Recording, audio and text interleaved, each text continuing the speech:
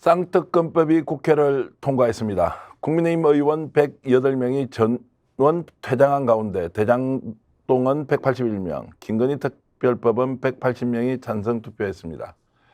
대통령실은 국회 통과와 동시에 총선용 악법이라며 즉각 거부권 행사 방침을 밝혔습니다.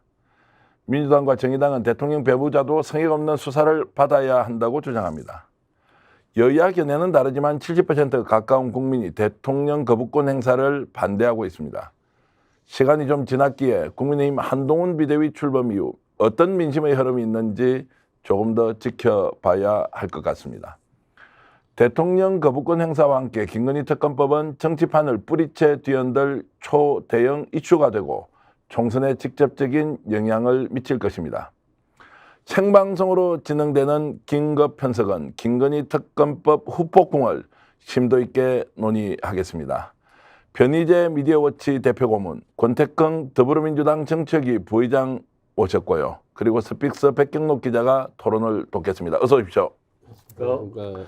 자, 오늘 저희들이 토론을 준비했던 것은 김건희 특검법이 국회 통과하면서 앞으로 정치가 김건희 특검법에 의해서 블랙홀 작용을 맞이하게 될 것이다 이렇게 생각하고 여러분들께 이것이 가지는 함의가 무엇인지 숨은 뜻이 무엇인지 전문가 패널을 통해서 하나하나 알려드리겠습니다. 관련 영상 보시면서 여러분들과 함께 토론 진행하겠습니다. 대통령 배우자 김건희 도이치모터스 주가 조작 의혹 진상규명을 위한 특별검사 임명 등에 관한 법률안에 대한 수정안은 가결되었음을 선포합니다.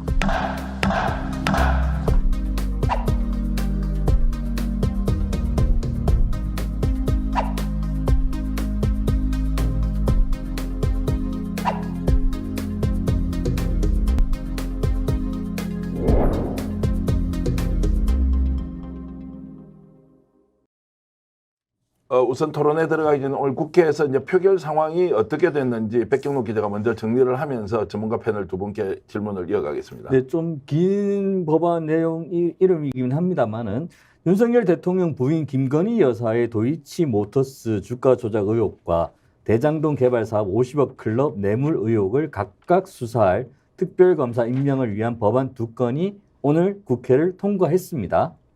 이들 법안을 추진한 더불어민주당과 정의당 등 야당 의원들만 표결에 참여했고 여당이 국민의힘은 야당의 강행 처리에 항의하며 불참했습니다. 50억 클럽 뇌물 의혹은 특검은 181명 전원 참석으로 김건희 특검은 1명이 불참해서 180명 의원이 참석해 의결했습니다. 김건희 특검법에는 더불어민주당 166명, 정의당 6명, 무소속 의원들로 구성돼 가지고 국민의힘 의원을 제외한 야당 단독으로 이루어졌습니다.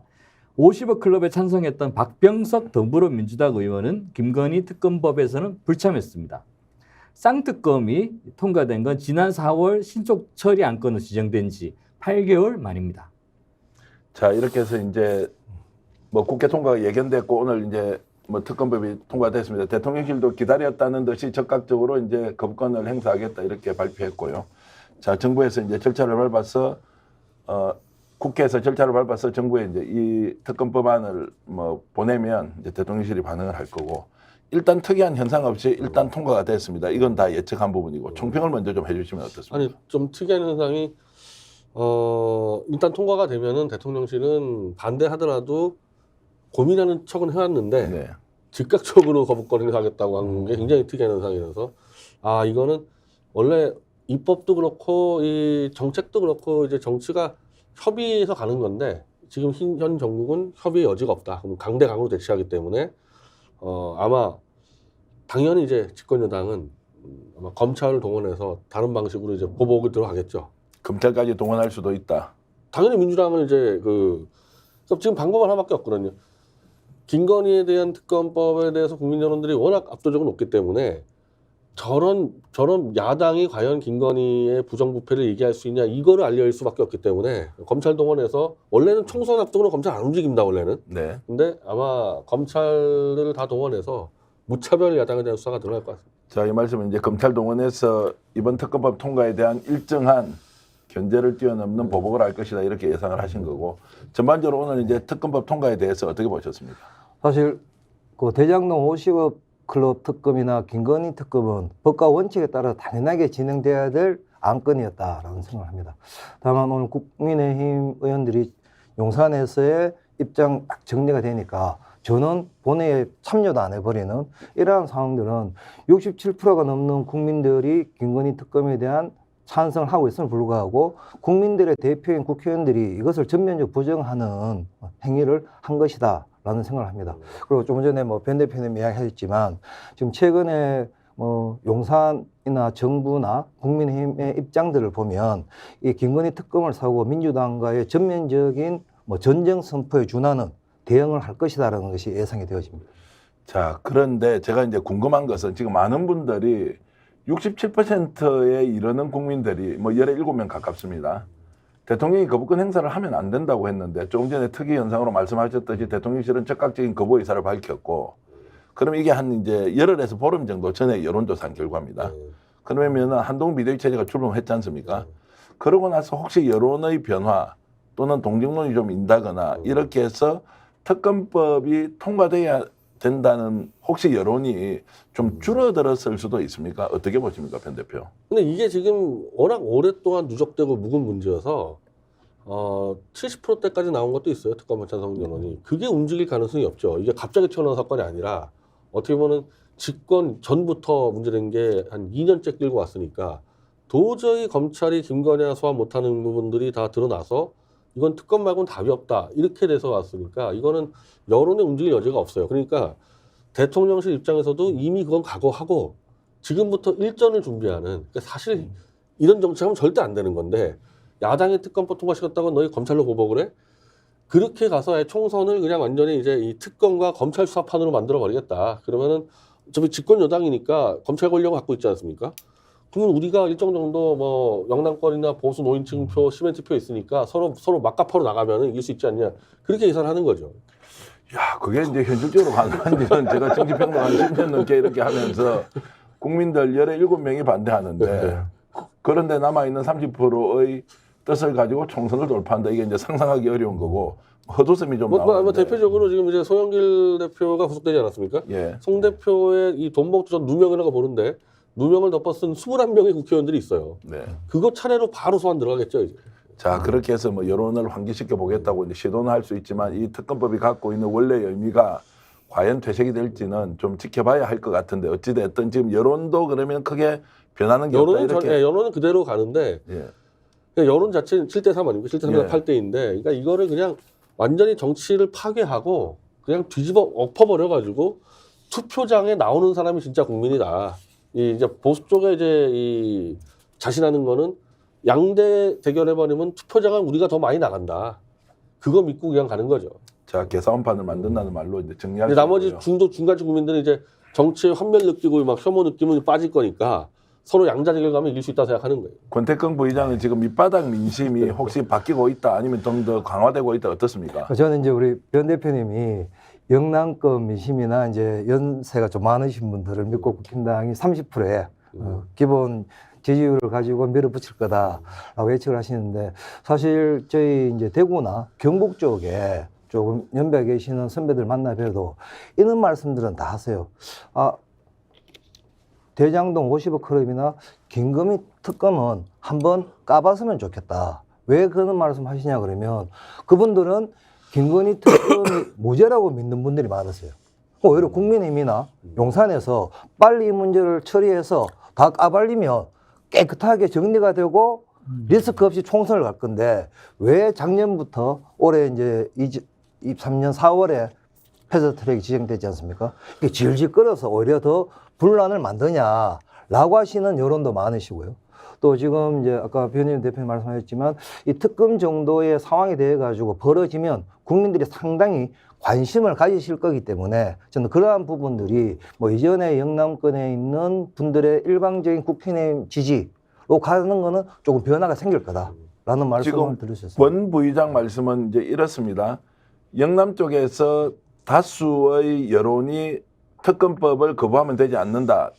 특검 조사를 하자라고 하는 이유가 김건희 여사의 죄가 없기 때문에 없다는 사실도 명명백백하게 밝혀야 한다는 여론까지 반영이 그렇죠. 되어서 네. 특검에 대한 대통령의 거부권 행사는 반대한다는 의견 이제 이렇게 말씀을 주셨고요. 백 기자는 어떻습니까? 이게 여론의 좀 흐름이 좀 바뀌어 있다 이렇게 보십니까? 여전히 강한 톤으로 특검 계속 가야 된다 이렇게 국민들이 생각하고 있습니까? 이게 변 대표님 말씀대로 여론조사라는 거는 추세와 추이라는 게 있기 때문에 기본적으로 뭐 오늘 뭐 통과했다고 해가지고 여론이 갑자기 뭐 바뀌고 그럴 것 같지는 않고요. 영남권에 대해서도 실제로는 물론 이제 그 우리가 이제 진실이 우리 김건희 여사님께서 죄가 없기 때문에 그 특검을 빨리 해가지고 죄를 이제 없다라는 걸 증명해야 된다는 분들도 계시겠지만 대장동 좀 돌아보면 대장동에 보면 각상도 전 의원 아들이 퇴직금 50억 받고요. 우리 박영수 특검님 딸은 또 뭐 25억이라고 뭐 얘기를 하고 이런 여러 가지 것들을 제대로 알고 싶다라는 그 국민적 여론은 여전히 없다고 저는 판단하고 있습니다. 자, 그렇게 해서 이제 여론의 변화는 크게 없을 것이라고 세 분은 공통적으로 진단을 해주셨고요. 아마 내일 모레 되면 여론조사 기관마다 지금 특검법 통과에 대한 의견이 반영이 되어서 발표될 것으로 보는데요. 그 상황을 보면서 토론을 좀 더 이어가기로 하고요. 그런데 좀 근원적이고 본질적인 질문을 제가 변 대표께 좀 드리겠습니다. 대통령이 어쨌든 거부권 행사하는 것은 본인이 가지고 있는 권한 안에서 한 것인데 실제로 거부권을 행사하는 이유가 뭡니까? 총선 때문에 그렇습니까? 총선은 2차적인 문제고 예. 지금 이 독소조항을 얘기하잖아요. 이 특검법에 대해서. 그 독소조항이라는 게 관련된 여당은 참여 못하게 하고 이제 관련 없는 야당이 알아서 이 특검 검사를 임명하게 하는 이게 지금 독소조항을 주장하는 거거든요. 한동훈 장관 같은 경우가. 근데 그거는 이제 박근혜 특검 때 처음 도입됐던 거였고 실제로 박근혜 특검 때 그 조항 때문에 박영수가 들어왔고 박영수가 윤석열을 데려오고 윤석열이 한동훈 데려오고 정말 아마 기억해 보시면요. 그때부터 특검이 정말 마음 놓고 수사할 수 있었던 어떻게 보면은 그게 장점일 수 있지만은 이 수사에 남용도 돼가지고 관계없는 박근혜 국정농단 사건과 관계없는 예를 들면 블랙리스트 같은 경우는 원래 탄핵 사유도 아니었거든요. 근데 그냥 인지를 수사해버렸단 말입니다. 그 수사의 권한을 가장 마음껏 누렸던 게 윤석열 한동훈이니까 그런 조항들이 들어와서 이 김건희 특검이 통과되면 정말 무차별 수사하고 김건희 주변 다 수사하고 단지 주가 조작이 아니라 관련 사건 다 수사하고 이렇게 할 수 있다면 본인들이 이렇게 했기 때문에 이러면 정말 끝장난다. 잘못 걸리면은 이건 총선 다음의 문제거든요. 정말 정권 박살날 수가 있으니까 본인들이 이 특검이 통과됐을 때 어떤 일이 벌어질지를 제일 잘 아는 사람들이잖아요. 윤석열과 한동훈이. 목숨 걸고 막을 수밖에 없는 거죠. 자, 그러면 실제적 진실을 파헤칠수록 정권은 오히려 설 자리를 더 잃어갈 수밖에 없기 때문에 어떤 경우에도 이것이 드러나지 않도록 사전에 막아야 한다. 네, 그러니까 이거 한 가지만 더면 독소조항을 얘기를 할 때 이것도 많이 빼놓는데 원래 특검은 수사 범위를 딱 정해요, 법적으로. 네. 그래서 바깥에 수사 못 하는데 이거를 또 깨버린 게 박근혜 특검입니다. 예. 수사하는 과정에서 인질 사건은 다 수사할 수 있기 때문에 예. 대장동 수사도 참 다 막아놨거든요. 최소한 예를 들면 자금의 원천인 부산저축은행 거를 못하게 해놨는데 해버리면 돼요. 네. 특검이 그냥 걸려가지고 나 이제 해버리면 되니까 이렇게 해서 수사를 무지막지했던 게 윤석열과 한동훈이었단 말이에요. 박근혜 특검 때. 그러니까 본인들이 제일 잘 알죠. 이게 통과됐을 때 어떤 꼴 날지를. 자, 그러면은 지금 이제 독소조항이라고 이야기하지만 그 독소조항은 이미 윤석열 검찰총장 시절부터 이것이 특검 때. 박근혜 특검 때 자기들이 제일 잘 누렸죠. 그 조항. 박영수 특검이 이제 네. 주도하면서 결국 시도했던 것이고 그것은 윤석열 검찰총장과 당시에 수사에 참여했던 한동훈 지금 현재 비대위원장이 이 내용을 너무나 잘 알고 있을 것이다. 그래서 그걸 아마 우리 국민들 모실 텐데 그 박근혜 탄핵 사건 때요.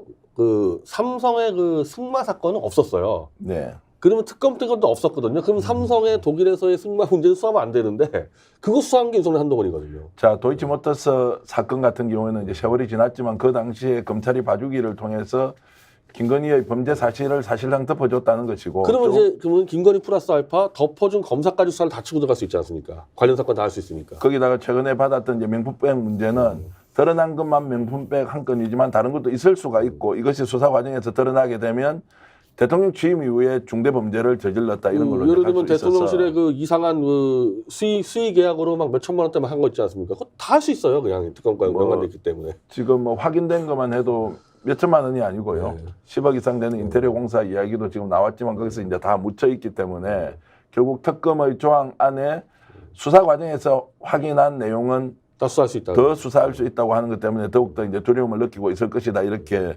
말씀을 하시는 거고 지금 권태경 부의장이 보시기에는 자, 대통령 거부권 행사하면 국민들이 대통령에게 동의해 줄 가능성이 있다? 저는 그렇지 않을 것 같습니다. 예. 왜냐 그러면 이제 특검법 자체가 이 검찰 수사에 영향을 줄 수 있는 고위 공직자에 대한 수사라든가 또 공정성이 의심받는 사건의 경우에 중립적인 변호사를 선임해서 이제 특검을 하도록 하는 제도 취지가 있단 말이죠. 그럼 저는 이러한 대한민국의 법치주의를 대통령이 거부한다? 이건 대통령으로서의 자질이 국민들한테 동의받기 어려울 거예요. 저는 만약에 지난번에 노란봉투법 또 이제 노란봉투법을 비롯한 하여튼 네. 관련 이제 입법 과정에서 이것들이 다 이제 거부를 행사했었는데요. 근데 이제 김건희 특검하고 노란봉투법이나 간호사법하고는 차원이 완전 다른 문제거든요. 이 이제 대통령의 배우자에 대한 이제 비리 문제를 대통령이 막아서는 순간에 저는 국민적인 항쟁이 박근혜 퇴진 때보다가 더 뜨겁게 달아오를 수도 있다라고 봅니다. 자, 변 대표께 하나 여쭤보면 지금 이제 여론조사 결과가 아마 이번 주 중에 나올 것 같은데요. 말씀하신 대로 크게 변화가 없이 특검 받아야 한다라는 것이 다수 의견으로 나오면 70%대 나오겠죠. 그러면 한동훈 비대위원장이나 국민의힘이 과연 이것을 대통령의 논리대로 절대 불가고 악법이다라고 이렇게 계속 고집할 수 있습니까? 일단 한동훈 위원장은 그런 오더를 받고 왔으니까 예. 버틸 텐데 나머지 이제 출마를 앞두고 있는 사람들은 지역을 다닐 거 아닙니까, 자기는. 그렇죠. 그러면 아까 대구만 하더라도 야 이거 심하지 않냐 이런 얘기 나오기 시작하면 대구뿐이 아니라 저기 이제 수도권 같은 경우는 뭐 선거운동 불가능할 수가 있거든요. 이런 경우. 그럼 밑에서 바뀌죠.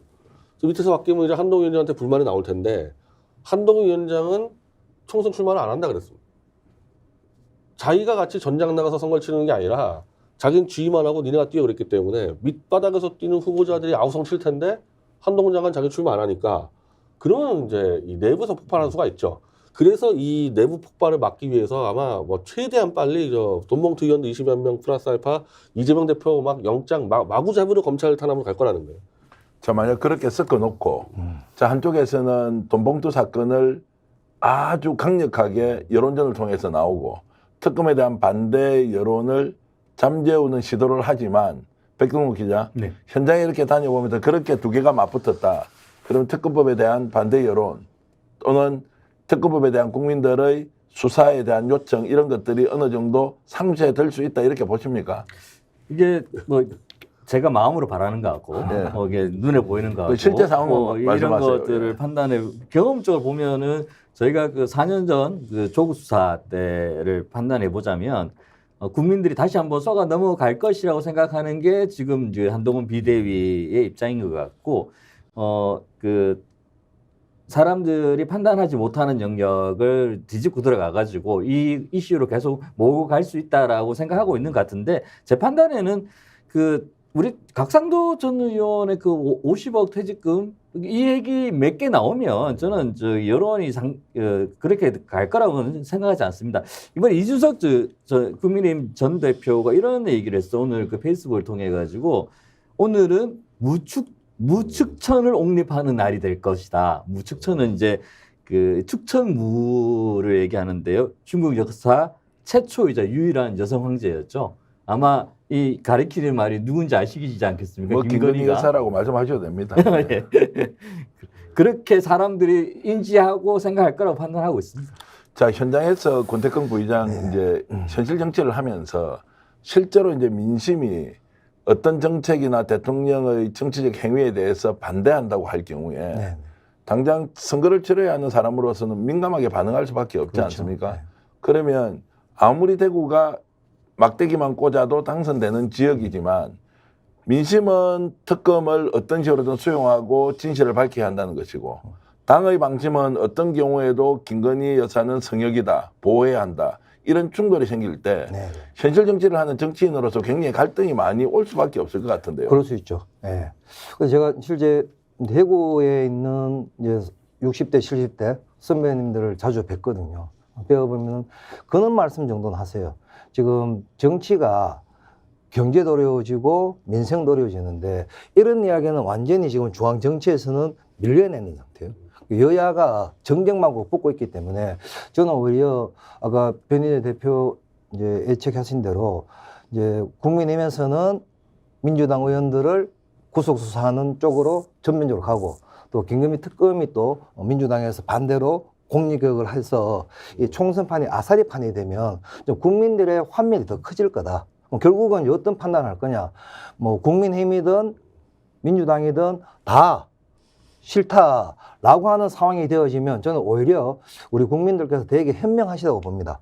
그래서 우리가 뭐 4.19, 6월 항쟁, 촛불혁명까지를 거쳤던 국민들이기 때문에 그 판이 만들어지면 오히려 국민들께서 정치적인 스펙트럼에 따라서 투표를 하는 것보다는 더 건전한 방향으로 투표할 수 있는 공간이 열릴 수도 있다라는 이제 생각을 가지고 봅니다.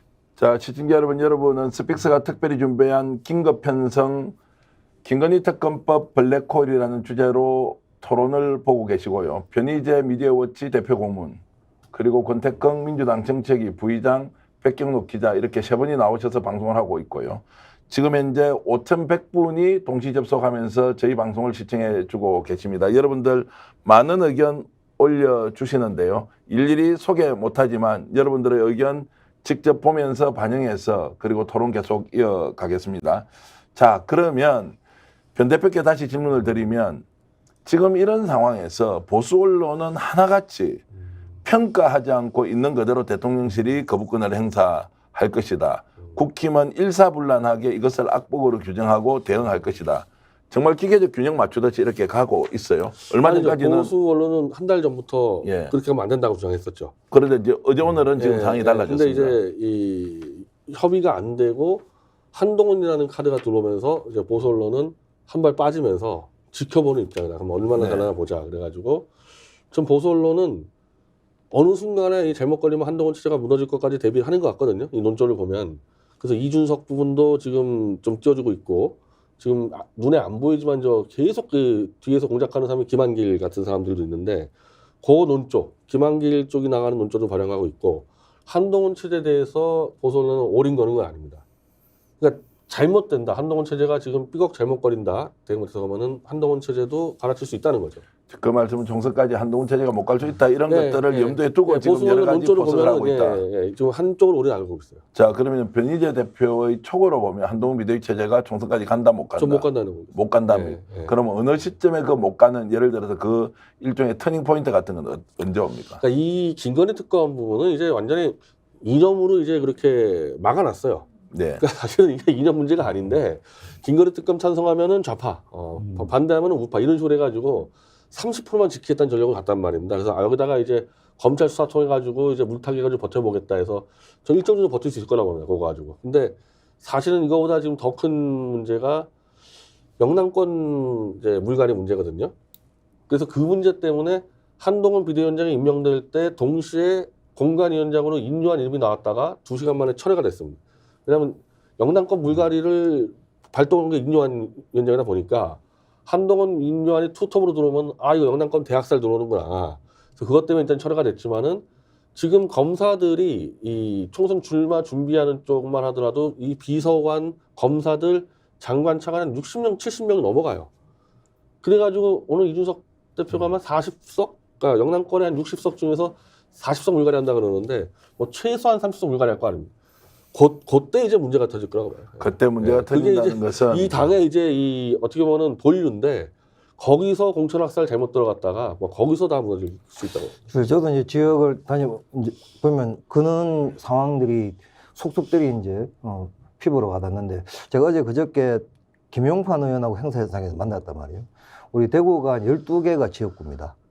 그래서 지금 김용판 의원 말로는 추경호 달성군의 기재부 장관 출신 의원 빼고 11명은 다 좌불 안 서게 되는 거예요. 네. 저는 이제 이러한 상황이 현실화되어지면 대구 경북 쪽 영남권의 민심이 특히나 국민의힘 지지자들 쪽에서 완전히 폭발적인 반동이 일어날 거다라는 기대를 해봅니다. 예, 기대라고 표현하시면 어쨌든 전망을 해보시는 전망을 거고, 해보죠. 민주당의 위치에서 그걸 이제 폭발적인 반응이 나온다, 그러니까 반동이 그거는 일어난다는 한동훈 기대라고 정도 정치력, 표현하셨는데. 윤석열까지 정치력이 이 공천 물갈이라는 게 이게 가장 어려운 거거든요. 예. 이걸 국민적인 동의받으면서 깔끔하게 정리할 수 있는 능력도 안 되고 예. 지금 하는 부분들이 물갈이 하면은 물갈이 하는 사람보다 더 괜찮은 사람이 들어와야 될 거 아닙니까? 예. 다 검사하고 그냥 운전권에서 딸락했던 사람 밀어 넣어가지고 그거 되겠냐? 그래서 그 부분은 못 버틸 것 같다는 거예요. 하나만 더 말씀드리면 제 지역구가 이제 대구 달서구갑이에요. 달서갑. 예, 달서구갑인데 현역 의원이 홍숙준 의원입니다. 예. 예. 지난번에도 그 미래통합당 당시에 현역 의원이었던 각대훈 의원을 공천을 탈락시키고 홍석준 의원이 초선으로 공천을 받아서 당선이 됐었거든요. 그 당시에도 국힘당 제 지역구에 있던 당원들이나 지방의원들이 완전히 갈렸습니다. 지금도 저희 지역구에는 박근혜 대통령 변호사였던 유영아 변호사가 달서구갑에 출마한다는 이야기가 파다합니다. 벌써 이제 홍석준 의원 밑에 있던 시의원 둘은 유영아 쪽으로 활동을 하고 있다는 주민들의 확인들도 엄청 많거든요. 제가 이제 지난번 총선 지나면서 느꼈던 거는 국민의힘의 조직력이라는 것이 공천을 잘못하게 되면 완전히 산산조각 날 수도 있는 되게 이제 어려운 상황이 있다는 거는 명확한 것 같아요. 자, 지금 이제 두 분 말씀 종합하면 결국 한동훈 비대위 체제가 오래 가지 못하고 어느 시점에 무너질 수도 있다. 그것을 염두에 두고 보수 언론이나 또는 국힘 내부에서 뭔가 새로운 작동 작업이 일어날 수 있다는 것을 예상하셨고요. 제가 이제 우스개로 하나 말씀드리면 네. 어저께 대구에서 만나봤다고 하는 그 의원, 네. 김용판 의원, 뭐 제가 듣기로는 그분도 굉장히 어렵다 이런 아니 얘기를 저희가 제가 학살 들었다는 말. 일순이라고요. 학살 예, 예. 1순위예요. 그래서 제가 이제 이 부분은 지금 현 정부에 참여하고 있는 분에게 들었는데 중요한 것은 어떤 사람도 대구 경북에는 안전한 사람이 없다. 뭐 김영동 안동에 있는 국회의원은 비서실장 되었으니까 뭐 자연스럽게 갈 수 있을지는 모르겠습니다. 아니 근데 한동훈 비대위원장이 나가면 예. 아웃되는 게 아니라 이분은 지금 총선 출마 안 한다 그랬기 때문에 네. 그냥 수틀리면 집에 가면 끝나는 사람이에요. 그렇죠. 제가 선거 안 뛰기 때문에 나가버리면 더 어떻게 되는 거고 지금 대구 경북에서 터진다 그랬지만은 이미 수도권에서는요 아우성 치고 있을 때고 분명히 그때 네. 수도권에서는 바로 요 특검 문제 등등을 아우성 칠 거고 그 부분은 한동훈 비대위원장이 조정할 의지도 없고 능력도 없고 경험도 없고 할 생각도 없다는 거예요. 그 제가 정치평론하면서 최근에 한동훈 비대위 체제가 출범했을 때 아마도 가장 먼저 한동훈 비대위 체제가 총선까지 못 갈 것이다. 이유는 이분이 가지고 있는 정치 역량도 그렇고 더 중요한 것은 정치적 상황이 한동훈이 원하는 대로 굴러갈 수 없는 구조적인 요인이 국민의힘 내부에 있다. 이것을 총선 앞두고 사생결단식으로 정치적 이익을 획득하겠다고 하는 그 사람을 과연 윤석열 대통령 이름으로 통제할 수 있느냐? 저는 없다고 봤고요. 그런데 이게 며칠 가지도 않아서 이미 그런 상황이 이제 일반화되고 보통 명사화되고 있다는 것은 아마도 국힘의 배지를 달기 위해서 노력하고 있는 총선 출마자들은 너무 서둘러서 한동훈 비대위원장에게 줄 서지 않길 이렇게 권유를 제가 좀 예전에 그 드리겠습니다. 비대위원장의 아마 대명사 인물이 김종인 씨가 있지 않습니까? 네. 양당 다 비대위원장 했을 때 아마 그 당시 민주당 비대위원장 할 때 그랬었고요. 계속 비대위원장 하다가 집에서 안 나오고 출근 안 하고 그만두겠다 아마 기억나실 거예요. 나는 한동훈 장관이요. 아마 1월 달부터 최소한 한두 번은 나 못 해먹겠다고 아마 안 나오고 이래가지고 그 몇 번 안 하다가 그냥 집에 갈 가능성 없다. 이거. 아니, 그러니까 어제 이제 취임사를 들으신 분들이 이렇게 이야기를 하시는 거예요. 아니, 보통 이제 비대위원장이 되면 험지를 출마하든가 또는 이제 비례 순번이 있을 때는 이제 낙선 당선이 경계 지점인 마지막 번 정도의 비례를 해서 사선 결단을 해줘야 되는데 지금 한동훈 위원장 입장에서 출마를 안 한다는 것은 어떠한 책임도 안 지겠다는 이야기에 다름 아닌 거잖아요. 이런 거에 대해서 저는 한동훈 비대위원장에 대한 당원들의 충성도가 높아지지 않을 거다. 이런 한 배를 탄 게 아니죠. 네. 출마자들은 배를 타고 있는데 사령관이 저기 딱 육지에 있는 겁니다.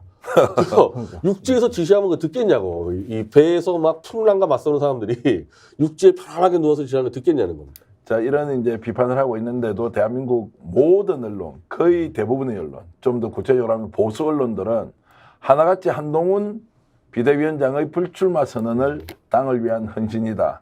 이런 것들로 포장하고 있는데 그것이 헌신인지 아니면 자신이 살아날 퇴로를 미리 만들고 가는 것인지 시청자 여러분들이 좀 더 면밀히 지켜보셔야 할 것 같고요. 지금 이 순간에 5,800분이 동시 접속하면서 이 방송을 보고 있는데 오늘 주제가 사실 김건희 특검법 이후에 정치적으로 어떤 일이 벌어질 것인지에 대해서 저희들이 토론 지금 계속 이어갈 텐데 오랜만에 변희재 대표가 나오니까 우리 지금 댓글창에 글을 올려주시는 시청자 여러분들이 열화와 같은 성원을 보내고 있습니다. 역시 인기가 대단하시군요. 이 시간대 제가 간만에 나왔어요. 제가 마키아벨리는 매주 하고 있는데 이 예. 시간대 이 토론 프로그램을 제가 간만에 나왔습니다. 예, 변희재 대표가 굉장히 겸손하게 이렇게 대답을 하셨는데 시청해 주신 여러분 진심으로 감사드리고요. 스마트님 그리고 김민재님 범죄자 경님 박근혜 탄핵 이후 길 잃은 대한민국님 미치고 싶다 위티스님 남 슈퍼스타님 모두 감사드리고요. 여러분들 댓글을 읽어드리는 것보다는 여러분들 의견 공유하면서 오늘 이 토론이 좀 더 진지하게 진행되면서 여러분들이 정말 궁금해하는 정치 현장의 상황을 심도 있게 분석하면서 여러분들과 함께 주권자의 권리를 누리도록 하겠습니다. 잠시 준비한 영상 보면서 토론 이어가겠습니다. 지금 국회에서 쌍특검 법안이 통과됐습니다. 대통령은 법안이 정부로 이송되는 대로 즉각 거부권을 행사할 것임을 말씀드립니다. 자, 지금 이제 토론을 하고자 하는 내용이 이제 특검법 통과 이후에 과연 전국이 어떻게 전개될 것인지. 자, 그러면 첫 번째 대통령이 거부권 행사하면 재의결과 관련된 일종의 절차를 진행해야 되는데 일단 백경록 기자가 거부권 행사 이후에 국회는 어떤 과정과 절차를 거치는지 설명 좀 해주시죠. 거부권이 이제 대통령실에서 보내면 국회에서 다시 이제 재의결을 해야 되는데요. 이번 특검법 투표는 공개 투표였습니다. 그런데 이제 재의결은 무기명 투표로 진행됩니다. 헌법 53조에 따르면 대통령이 거부권을 행사한 법안은 제적 의원 중 과반 출석하고 출석한 의원 중에 3분의 2 이상 찬성해야 통과됩니다. 그가 이제 윤석열 대통령에게 거부권을 행사했던 여러 가지가 있는데 양곡관리법, 간호법, 노란봉투법, 방송법 이 모두가 그 부분을 충족시키지 못해서 부결되어 있는 상태입니다. 자, 그러면 이제 재의결 시점과 관련된 게 바로 나오는데요. 자, 민주당 같은 경우에는 변 대표. 자, 재의결을 바로 추진할 것이냐 아니면 국힘이 뭔가 공천 과정을 진행하면서 이탈자들이 나오는 때까지 기다릴 것이냐. 자, 첫 번째는 원리 원칙으로 보면 당연히 재의결 시도를 해야 하는데 현실적으로는 국힘에서 공천 탈락자들이 재의결에 가결 투표를 할 가능성이 있기 때문에 시간을 기다리는 것은 왠지 꼼수처럼 좀 보이는 이런 생각이 들어서 민주당한테 공이 넘어왔을 때 어떤 선택을 할 거냐. 근데 아마도 전국이 이제 재의결을 할 수 있는 기간은 대통령 거부권 행사한 다음부터 무제한입니다. 네, 그다음부터 아무 때 하면 되는데 그때쯤 되면 제 생각엔 민주당의 그 돈봉투 누명수 의원들이 몇 명씩 검찰에 끌려갈 거고 막 그 사진 막 찍히고 그러니까 이 특검법은 지금 이 법안의 문제인데 아마 이 정권이 자신 있는 거는 돈봉투 의원들은 직접 현장에 불러내가지고 사진과 영상이 나오지 않습니까? 네. 이슈를 던져버릴 거라면 그러면 그거 수습하느라고 아마 재의결하기 쉽지 않을 거. 어차피 재의결 당장 못하는 부분이 그 문제 때문에 있어요. 그러면 2월, 3월 넘어갈 거 아닙니까? 그러니까 민주당은 이 돈봉투 사건에 대해서 이 무차별 검찰 소환과 이 부풀리기를 어느 정도 정리한 다음에 재의결 가야 되니까 필연적으로 당장은 못하게 돼 있죠. 자, 이제 시청자 여러분께 말씀을 좀 드리면 재의결을 하게 되면 국회에서 참석 국회의원들이 과반, 절반 이상 와야 되고요. 참석 국회의원의 3분의 2가 동의를 하면 대통령이 거부권 행사한 것도 재의결되기 때문에 자동으로 특검법은 발효된다. 이제 이런 것인데 자, 지역위원장 지금 하고 계시는 권태경 부의장이 보시기에는 민주당이 재의결과 관련돼서 어떤 좀 전략과 전술을 가져야 하느냐. 말씀 좀 그래서 우리 해주시죠. 변 대표님이 이제 상황을 조금 시뮬레이션으로 말씀을 주셨는데요. 오늘 그 특검법 통과 인원이 찬성이 180명이거든요. 네. 만약에 재의결을 했을 때 법으로 통과되려고 그러면 한 20명의 의원이 더 필요한 겁니다. 200석이 300석 기준을 보면 네. 200석이 되어야 확보가 되어야지 안정적으로 재의결을 통과할 수 있는 이런 이제 법적 절차가 있는데 그래서 아까 말씀하셨듯이 한 2월, 3월 정도 가면 제가 볼 국민의힘에서 한동훈 비대위의 공천 학살이 불을 보듯 뻔하게 좀 발생될 거라고 보거든요. 그런 분들은 공천 못 받으면 양식급 국민에게 마지막 봉사라도 하자. 이렇게 해서 특검법 재의결해서 표를 줄 수도 있는데 저는 그러한 상황들은 있지만 우리 민주당 입장에서는 국민들이 지금 67%가 넘는 또 최대 70%까지 나오는 이 국민들이 김건희 특검에 대한 빠른 판단을 요구하고 있어서 저는 이걸 시기를 땡기고 늦추고에 대한 뭐 정치적 셈법보다가는 우리 민주당은 국민의 요구대로 대통령의 거부권 행사하면은 바로 제의를 붙이는 이러한 이제 역할을 하는 것이 또 국민들에게 민주당원에서 모습을 보여줄 수 있는 부분 아닌가 뭐 그런 개인적인 생각을 해봅니다. 지금 배인재 대표 말씀은 이제 재결 과정에서 민주당 내가 상당히 혼란스러웠기 때문에 현실적으로 그렇죠. 추진하기 좀 어려울 거다 보는 돈봉투 거고. 문제를 민주당은 일단은 그것부터 정리를 해야 되는 우선순위가 있을 겁니다. 반격이 들어올 거군요. 예. 그거 정리하고, 그러니까 재결 시간 끌라는 게 아니고, 그거 정도로 한다면 되는데, 저는 거기서 민주당이 오히려 이제 조심해야 될 거는, 돈봉투가 역습 들어올 거 아닙니까? 그래서 그거를 마치 꼬리 자르기 하듯이 아무런 근거 없는데, 그냥 이 검찰이 질러준 대로 돈봉투 20명 소환됐다? 이 사람 잘라. 이렇게 가면은 굉장히 위험해질 수가 있고, 수사는 지금 마찬가지, 김건희를 무조건 구속시키는 게 아니잖아요. 수사를 받으란 얘기 아닙니까? 그러니까 돈봉투는 수사 받으라 이거야. 받으러 가는 대신에 그 대신에 김건희 수사 받으란 말입니다. 그래서 같이 맞불러야지 그 부분에서 피했다가는 오히려 민주당이 크게 당할 수가 있죠. 그 민주당이 약간 혼란스러울 수 있다고 하지만 제가 조금 다르게 생각해 보면 이렇게 해서 돈봉투 사건의 21명의 의원들을 소환하게 되면 사실은 이제 격앙된 상태에서 이거 어떤 식으로든 재의결 빨리 추진하자. 이렇지 않으면 이 사람들이 또다시 물타기를 하기 위해서 돈봉투 사건에 대해서 여론전을 할 수 있다. 이렇게 해서 오히려 민주당이 똘똘 뭉칠 수 있는 상황도 올 수 있지 않습니까? 근데 뭐 그래 봐야 예를 들면 정돈이 안 된 상태에서 하면은 그냥 그대로 뭐 부결로 끝날 거 아닙니까? 네. 그러니까 일단은 돈봉투 사건 21명 소환을 최대한 빨리 하고 총선을 빨리 하고 그 대신에 계속 요구해야지. 그럼 왜 김건희는 왜 총선 때 못하게 하느냐? 여론전 하면서.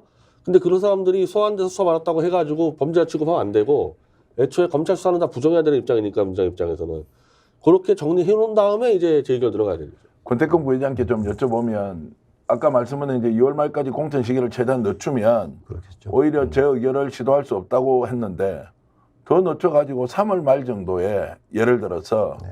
그냥 공천하자. 지금까지 제가 기억해 보면 4월 10일이 총선이면 공천자가 최종 확정되는 게 뭐 두세 달 전이 아니고 한 달도 아니고 어떨 때는 20일 전에 결정되는 수가 있기 때문에 최대한 늦춰서 가자 이렇게 할 수도 있지 않습니까? 그래서 저는 이제 말씀하신 부분에 상황적인 네. 상황이 있을 거다.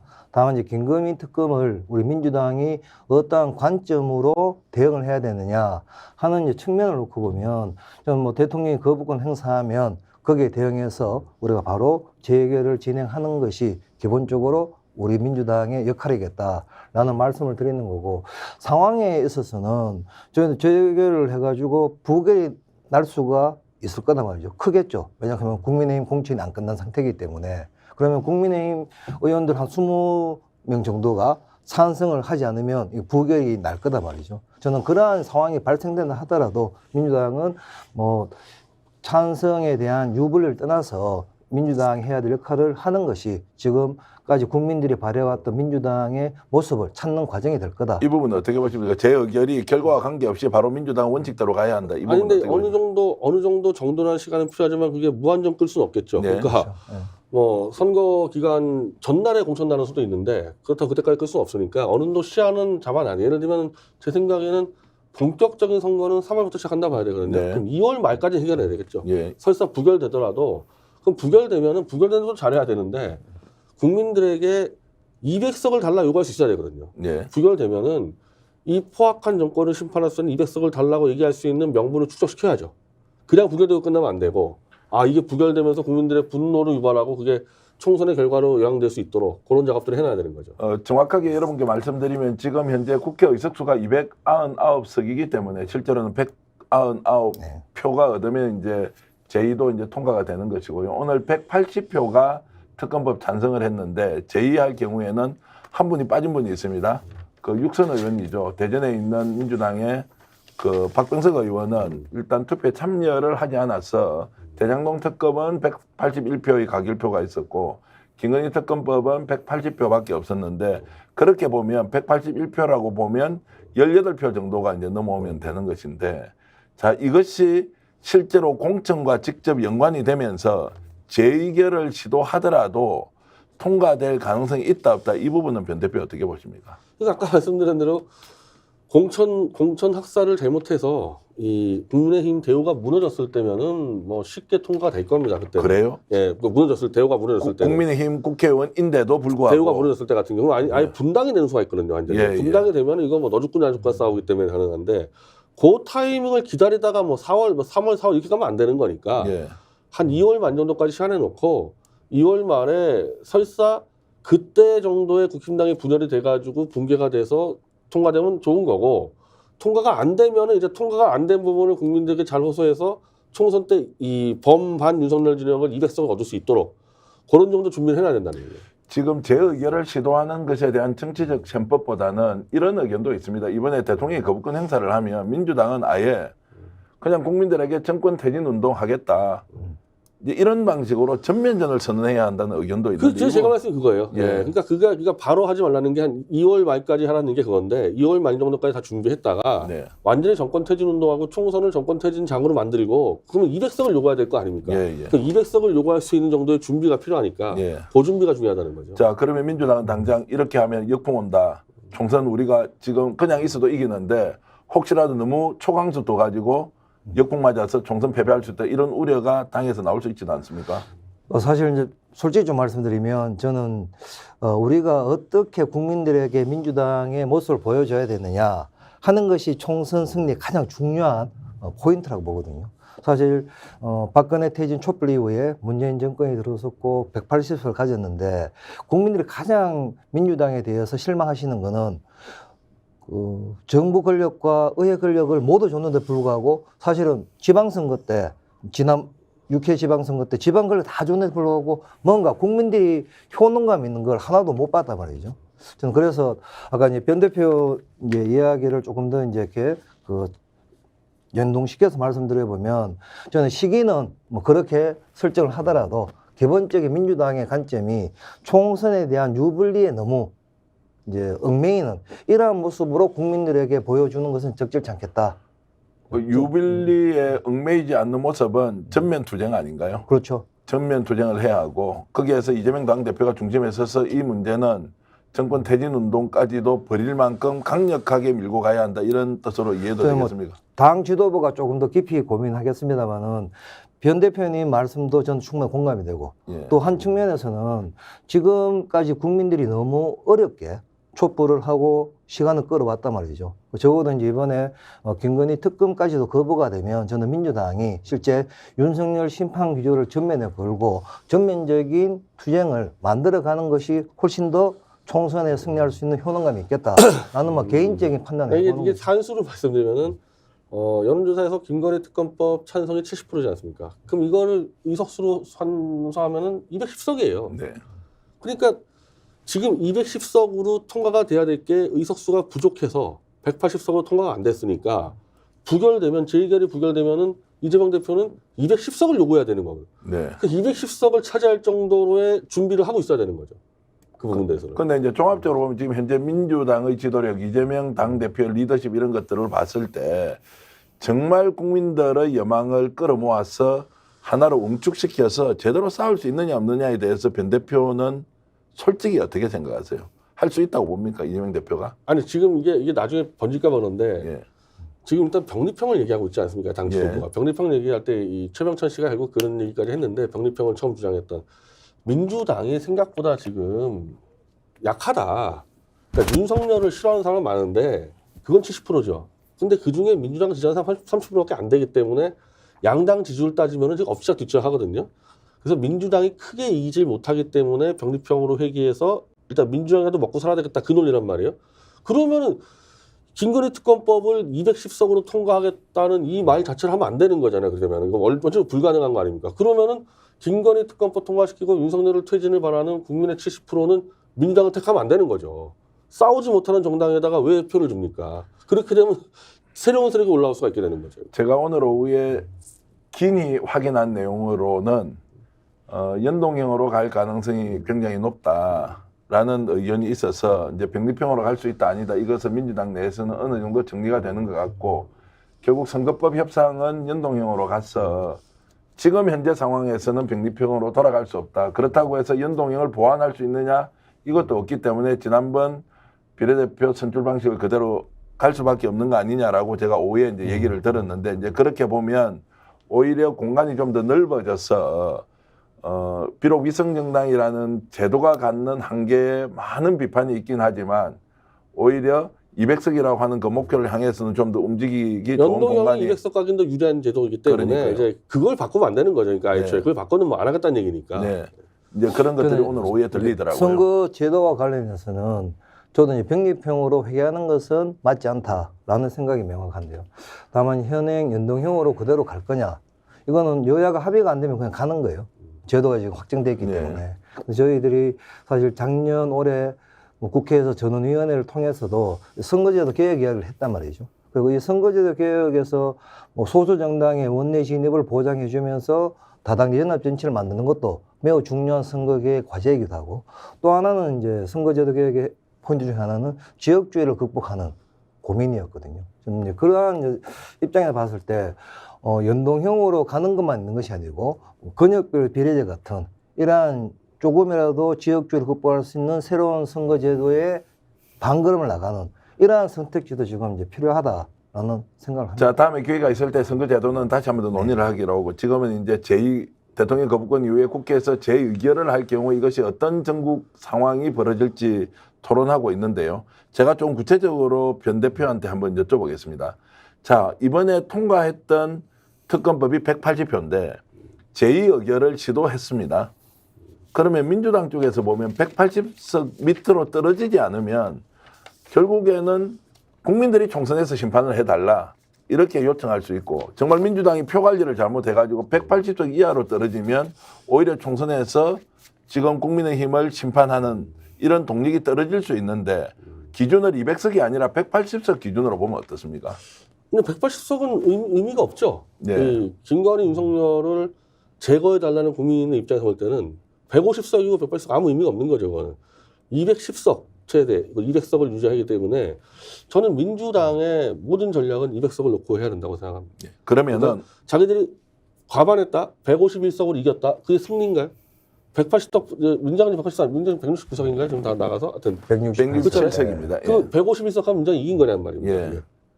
150석도 안 되고 160석도 안 되고 200석을 해야지만 이긴 범민주 진영이. 그러니까 재의결할 때 그러니까 재의결할 때 총선이 만약에 예. 지금 지면은 예. 그 200석을 요구할 수 있어야 되는 거지. 예. 그냥 재의결 부결했으니까 그냥 끝난다. 이건 안 되는 거죠. 자, 혹시라도 그러면 지금 현재 상태에서 재의결을 하는데 공천이 확정되지 않았습니다. 예. 그런데 재의결은 이제 비밀 투표로 하게 됩니다. 그 경우에 혹시라도 지금 180석이 넘어서서 199석까지 갈 가능성도 있다 없다 이 부분은 어떻게 근데 보세요? 이제 그게 이제 안 들어올 테니까 오늘도 안 들어오지 않았습니까? 들어오지 않고 아예 집단적으로 이제 퇴장을 해버린다. 안 들어오기 근데 때문에. 들어가 버리면은 누가 찬성하러 들어간지 다 표가 나기 때문에 공천이 끝나지 않은 상태에서 180석 이상을 받기는 어렵다. 그러면은 똑같은 문제가 공천 탈락한 사람이 국힘 소속이었는데 본인의 결격 사유에 의해서 어찌됐든 당에서 공천 주지 않았습니다. 그런데 제가 당당하게 들어가서 표결을 한다. 이런 것도 현실적으로는 좀 어려울 것 같은데요. 그러니까 예를 들면 지금 영남권에서 한 40석을 나뉜다는 거 아닙니까? 네. 그러면 그 40석이 그냥 가만히 있을 사람들이 아니란 말이에요. 그러면 하나의 정당 비슷한 걸 만들 거란 말이에요. 예. 그 정당에서는 윤석열 정권 타도가 아마 지금 민주당보다 더 세게 들어갈 거예요. 이거는 네. 원래 어떤 전쟁이든 내전이 더 살벌하거든요. 예. 그럼 당연히 제일 쓰기 좋은 무기인 김건희 특검법을 당론으로 찬성해버리겠죠. 분당이 되지 분당에 않은 대해서 거의 사실상 분당돼버리는 사실상 분당 상태에서 당론으로 들어가는 거예요, 그냥 그대로. 거기에서 새로운 이제 교섭단체가 구성이 되고 우리는 그러면 당론으로 이번에 찬성할 테니 국민의힘을 찍어줄 게 아니라 개혁신당을 차라리 찍어달라. 아마 민주당보다 더 세게 밀어붙여가지고 예. 김건희, 윤석열이 싫어서 지지하는 민주당 사람들 표를 얻으려고 그러겠죠. 네. 자, 거꾸로 질문을 좀 드리면 그러면 한동훈 장관이 지금 한 70명 정도로 지금 뭐 예측이 되고 있더라고요. 뭐 비서관 출신이나 장차관 출신, 검사 출신들이 다음에 공천을 받을 것이다라고 하는데 아예 이번에 대통령으로부터 받았던 임무가 특검법 막는 것이 제일 중요하니까 오히려 검사 공천하지 않고 지금 현재 국회의원들 다수를 공천하면서 이 상황을 최악의 경우에 막는 것이 목표다. 그래서 검사 공천을 배제하고 다선 중진 또는 초선 의원들 그냥 공천 주자 이런 상황은 좀 제가 상상하면 안 됩니까? 권 부의장. 아, 이거는 우리 정치 천재한테 한번 오케이. 물어보자. 전체인 변 대표 어떻습니까? 좀 깊은 그래서 문제여서 그런데 왜냐 아까 말씀 중에 우선순위가 지금 김건희 여사를 어떤 식으로 철옹성처럼 막는 것이 중요하고 총선은 오히려 후순위라고 했기 때문에 아예 공천이고 뭐고 다 치우고 지금 현재 국회의원들 그냥 공천 주고 특검만 맞자 이렇게 갈 수 근데 없냐. 이미 이 임요한 있는 겁니다. 위원장이 예. 들어와서 나가라고 그렇게 협박을 했잖아요. 나가라. 네. 근데 결국은 진짜 한 명도 안 나가고 나중에 결국 조중동까지 움직이고 윤석열을 직접 움직여서 장제원 하나 지금 불출마시킨 게 답니다. 네. 김기현 출마 준비하고 있고 영남권 사람들 어느 누구도 불출마 선언 안 했기 때문에 여기서 이미 금이 가버렸어요. 신뢰성이 무너졌고 양자 간의 신뢰성 깨졌다는 얘기는 윤 대통령도 영남권 얘네들 언제 어떻게 상황 바뀌면은 특검법 문제가 아니라 내 탄핵도 찬성할 수 있는 놈들이겠네? 박근혜 때 했잖아요 이미. 네. 박근혜 있어 이 탄핵 정력이 있고 그걸 발돋움해서 올라온 사람이기 때문에 윤 대통령 자체가 영남권 사람들 안 믿을 거고 영남권 사람들도 봤잖아요. 그렇게 윤석열한테 개처럼 충성했던 김기현, 장전 날라는 거 봤지 않습니까? 미쳤다고 충성하냔 말이에요. 이건 서로 이제 더 이상 이건 안 되는 거예요. 자, 그러면 지금 이제 한동훈 비대위원장이 대통령의 뜻에 따라서 어떤 경우에도 특검 안 된다. 자, 그래서 국회로 다시 거부권 행사를 하면 국민의힘이 이제 똘똘 뭉쳐가지고 이 문제에 대해서는 전심전력을 다해서 싸워야 되는데 변 대표 말씀 들어보면 겉으로는 싸우는 척하지만 속으로는 적극적으로 싸움하면 나중에 실제로 본인이 공천 탈락했을 때 다른 데 가서 정책 입지가 상당히 좁아질 우려도 있다 이런 생각이 듭니다. 공천 전에도 사실 대우가 무너질 수는 있어요. 공천 전에도 특히 네. 수도권이 먼저 무너질 수가 있는데 괜히 이거 이 특검법 가지고 이제 재의결을 예를 들면 1월 말이나 2월에 한다 칩시다. 그때 앞장서 가지고 막았다가 본선에 수도권 같은 데 나오면은 이거 찍혀버리잖아요. 그래서 공천 뒤에 탈락자들을 모으는 수도 있는데 실제로 만약에 한동훈이나 윤석열 대통령이 컨트롤 잘못하면은 공천 전에도 수도권 중심으로 먼저 대우가 무너질 수가 있죠. 네. 현재 수도권 국회의원 16명까지 알고 있거든요. 네, 16명인가?